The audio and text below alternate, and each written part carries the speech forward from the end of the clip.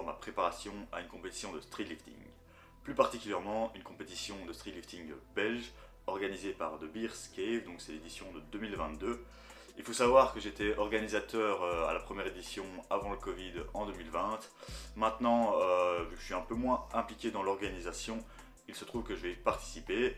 J'avais des projets de streetlifting pour plus tard, mais finalement j'ai participé aux qualifications et vu que j'étais qualifié, je me suis dit ok, je vais me préparer. Donc ici on est en avril, les qualifications avaient eu lieu fin janvier, donc il y a 2-3 mois de cela, et la compétition officielle aura lieu début juillet, donc ça nous laisse 4 mois de préparation. Au niveau de mes performances actuelles en streetlifting, lors des qualifications, il faut savoir que je n'étais pas trop préparé et pas spécialement reposé, donc c'était un 6e jour d'entraînement. Mais j'ai quand même réalisé, on va dire, mes PR, mes maxi, avec les performances suivantes. Au niveau du muscle-up, j'ai passé 10 kg dans la compète, ainsi que 10 kg en début de mésocycle, donc quelques tests avant de faire la progra. Il faut savoir que je pratique pas trop le mouvement. Au niveau de la traction, 60 kg. Et avant la progra, un petit test en 6 reps à 40 kg. J'ai fait des tests également en supination, en demi-rep, etc. Et il se trouve que je suis plus ou moins toujours à 40 kg. Et que ma supination équivaut à ma pronation, ce qui n'était pas le cas par le passé. Mais j'avais fait un bon cycle sur la traction en supination juste avant, et je préfère la pronation, donc on va partir sur ça. Un dips à 95 kg lors de la compète, le 100 kg avait été fail. Mais j'ai pu repasser les 100 kg à la salle quelques temps après, lors de mon mésocycle tout seul, avec une combinaison de skills.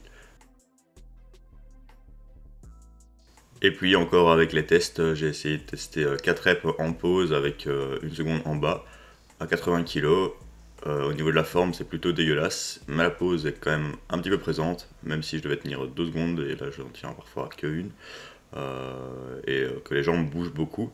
Mais bon, c'est un bon indicateur de progression par rapport à ce que je pouvais faire avant. Et donc on base la programmation sur base de ces quelques tests. Au niveau du squat, lors de la compétition, 145 kg. Ensuite j'ai réalisé 150 kg avec ceinture à la salle. Maintenant il faudra savoir que la compétition se passera sans ceinture. Il faut savoir que la plupart du temps, mes objectifs principaux sont davantage la planche et le front lever, tout en ayant une pratique de streetlifting. Donc j'adore l'approche hybride, donc combiner les skills et le streetlifting. Ça marche à peu près toute l'année, mais il y a un temps où se spécialiser peut apporter éventuellement plus de progrès. C'est ce qu'on va voir dans cette série. Maintenant parlons un peu de mes espérances, de mes attentes. Donc je vais me spécialiser, donc ça veut dire que je vais pratiquer essentiellement ça et je vais mettre complètement la planche et le front lever de côté. Donc ça va être dur peut-être psychologiquement, mais ça va être peut-être intéressant en termes de progression. Par contre, je n'ai que 4 mois de progression. Donc ça risque d'être court pour une préparation de ce genre. Idéalement, il aurait fallu tabler sur minimum 6 mois, 1 an pour être bien préparé et bien spécialisé, on va dire, en streetlifting. Ensuite, malgré mon niveau qui peut paraître assez banal pour certains en streetlifting, j'ai quand même beaucoup d'expérience d'entraînement, donc ma marge de progression sera peut-être pas énorme non plus. Donc voilà, au niveau de mes attentes, si je peux gagner 5 kg en traction, ce serait déjà bien. Mon muscle up, peut-être 5 kg, aller chercher un 15 ou 20 kg, ça serait pas mal. En dips, si j'arrive à aller chercher un petit 5 ou 10 kg en plus, ça serait aussi génial. Et en squat, là on va essayer de tabler sur un petit 10 kg. Mes armes aussi, c'est que je vais me faire coacher par Stenix, encore une fois, donc je les avais mis en stand-by pendant 1 mois, là j'avais pratiqué pas mal de skills, une petite programmation à l'arrache, où j'avais tenté justement ces quelques mouvements. J'ai pas mal hésité à voler de mes propres ailes, ou encore à voir un peu toutes les subtilités d'une préparation de compétition de streetlifting, et voilà, et sachant qu'ils me connaissent très bien, en fait le choix était assez vite fait, donc c'est parti, je me refais coacher pour ces 4 mois de préparation. J'avais envie de partager toute cette préparation avec vous, on va voir ce que ça va donner, peut-être que ça va pas donner grand chose, peut-être que ça va donner quelque chose d'assez intéressant. En tout cas, d'un terme de programmation, de technique d'entraînement, etc., je pense que je vais pouvoir vous partager un petit peu tout ça. Ensuite, il y aura plusieurs vidéos sur la série, donc ici c'est la première où je vais vous montrer dans quelques instants toute ma préparation de la semaine comme je peux le faire dans mes autres vidéos. Donc vous allez voir un peu tous mes jours d'entraînement avec les séries. Et il y aura plusieurs mésocycles. C'est parti, on se retrouve à la salle avec une voix off par-dessus.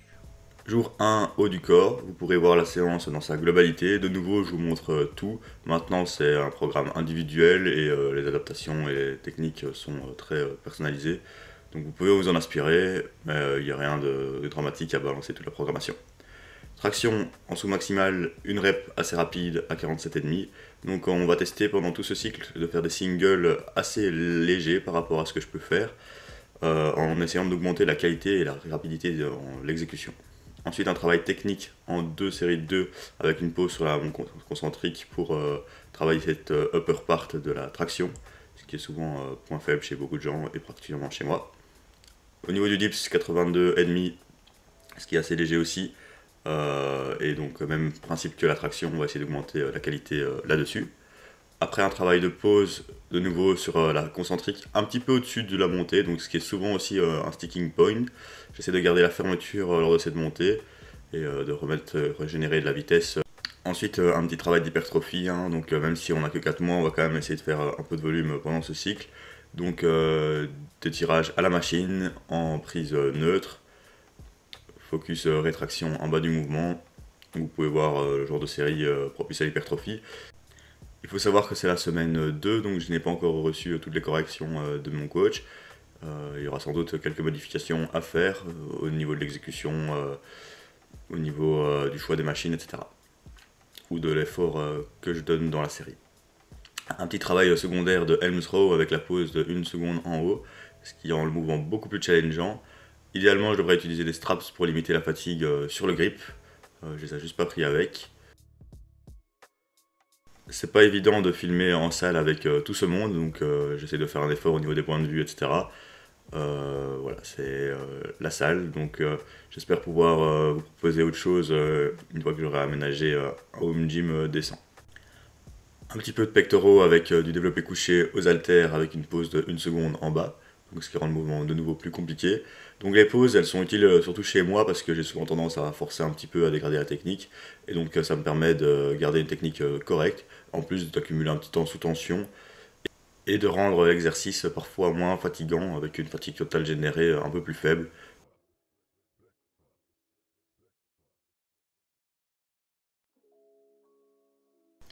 Toujours un travail d'assistance sur les biceps qui sont assez limités chez moi, donc pour supplémenter aussi le top de la traction. Prise neutre à supination, 3 secondes d'excentrique. La charge est un peu trop importante, donc là j'ai utilisé 18 kg. La semaine d'avant 16, et aussi je n'avais que 1 minute de repos entre chaque série, et donc là vous pouvez voir une dernière série avec seulement 4 reps, alors que ma première série était à 9 reps, donc la 1 minute était un peu courte. Jour 2, une séance jambes assez classique, assez légère aussi, donc je m'attendais à avoir beaucoup plus de focus sur les jambes en termes de volume, etc. Après peut-être qu'on est aussi conservateur pour la réintroduction à ce mésocycle, et qu'on augmentera le volume par la suite. Donc on continue toujours avec les tempo squats, très frustrants, très chiants, mais importants, surtout pour moi qui part toujours trop vers l'avant en bas de la série. Cette semaine-ci, je ne sais pas ce que j'avais sur les jambes, mais j'étais assez faible, je dirais, et manque de focus. Je pars un petit peu en avant de nouveau. Mais voilà, vous pouvez voir le travail, 3 secondes d'excentrique, 1 seconde de pause en bas, 3 secondes de concentrique. Donc beaucoup de séries. Ici la pause est un peu courte aussi, donc à travailler là-dessus. Et le fait de mettre 3 secondes de concentrique sur la montée est un peu plus dur. Dans le mésocycle passé, j'ai quand même augmenté pas mal les charges. Je suis monté à 130 kg avec beaucoup de séries aussi, mais avec un peu moins de tempo. Ensuite, j'ai un petit single, on va dire lourd, où je dois essayer de mettre de la vitesse à 125 kg. Donc là, je pars un petit peu vers l'avant, mais la rep passe assez bien. Au niveau de l'assistance, juste un petit travail de leg extension, pas beaucoup de séries, 2 séries avec un petit RIR2, avec 75 kg. Donc voilà, je m'attendais quand même à avoir un peu plus de volume. C'est pas plus mal, hein, on change pas une équipe qui gagne, hein, donc ça payait avant. Et aussi peut-être que ça me permettra de reprendre les skills avec des jambes pas trop lourdes non plus. Donc voilà, faut voir ça gagnant, et si ça progresse, ça progresse. Donc tant mieux. Ensuite, du leg curl à la machine, assis à 80 kg, 3 séries. Donc je glissais un petit peu sur la machine là, parfois j'arrive à mettre un bon setup, parfois non. Puis aussi j'avais pas l'habitude d'entraîner mes jambes dans cette salle là, donc j'ai dû me réadapter un petit peu. Voilà, ça explique peut-être aussi la difficulté de la semaine sur les jambes. Vous pouvez voir que la série était un petit peu dure aussi.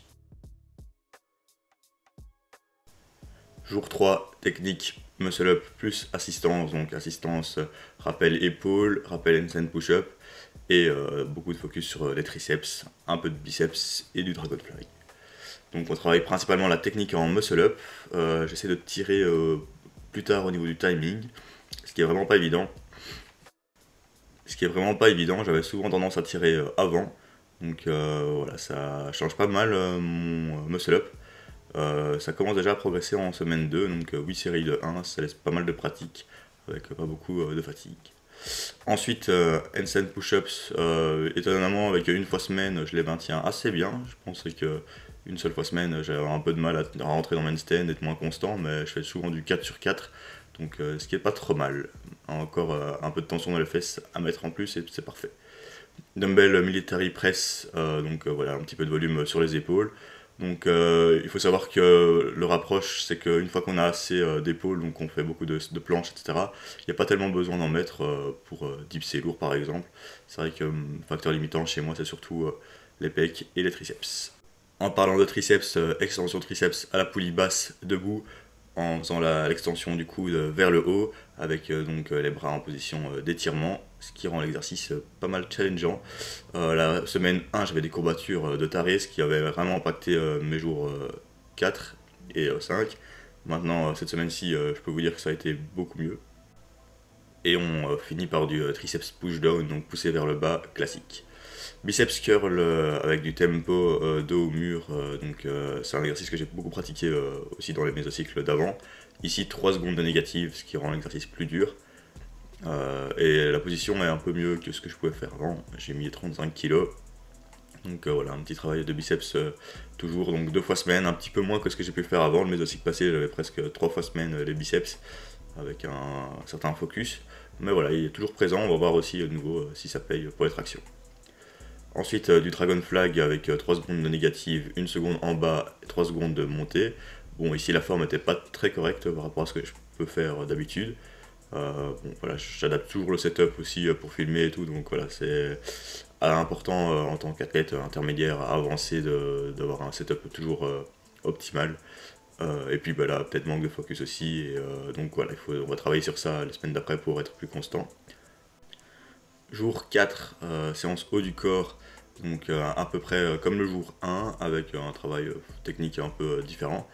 Il faut savoir que j'ai combiné cette séance avec la 5 cette semaine, donc les mouvements sont un peu plus durs aujourd'hui, surtout pour le bas du corps. Donc muscle up lesté à 2,5 kg, donc un peu mieux que la semaine d'avant avec la fatigue du triceps en moins. Traction 47,5 toujours, on essaie d'être explosif, garder les coudes vers l'intérieur au début de la traction et d'exploser en haut en les ouvrant légèrement vers l'extérieur. Pause rep, on essaie de stabiliser en bas et de closer la traction, donc en restant en position. Niveau dips, toujours le même, 82,5. Là j'ai dû faire une série en plus parce que la caméra a été interrompue lors de la première série. Et on termine par un travail d'assistance, donc technique A avec 55 kg, pause en bas et on essaie de monter le dips en 3 secondes, ce qui est pas mal challengeant mais ce qui permet de bien se concentrer sur la position lors de la montée. Travail accessoire en hypertrophie avec du tirage horizontal avec 1 seconde en bas à la poulie. Je pensais faire plus de tirage vertical au niveau du volume, donc voilà, c'est encore assez faible. De nouveau, peut-être une approche conservatrice, mais voilà, ce qui est pas plus mal pour limiter la fatigue, vraiment faire les adaptations sur ce qui a besoin d'être fait. Donc on va voir si la technique s'améliore sur les exos principaux, c'est pas mal. Pour les pecs, ensuite des pompes lestées. Donc j'ai l'habitude de les faire avec une ceinture et un setup un peu plus haut. Mais ici pour faciliter le setup, la rapidité et l'aisance et finalement aussi atteindre une amplitude complète, vu que je n'utilise que 25 kg, je les mets directement sur le dos, ce qui tape assez bien. Maintenant on va voir avec les corrections si ça va mieux. Donc une petite pause de nouveau de 1 seconde en bas. Sur la vidéo j'ai l'impression de ne pas toucher les pecs au sol alors que clairement je les touchais. Donc à voir les améliorations qui vont être faites. Ensuite du French Press, donc du Skull Crusher, j'étais étonné de connaître ce nom, je savais pas que ça s'appelait du French Press. Donc triceps extension aussi avec une portion étirée, toujours un petit travail d'assistance là-dessus.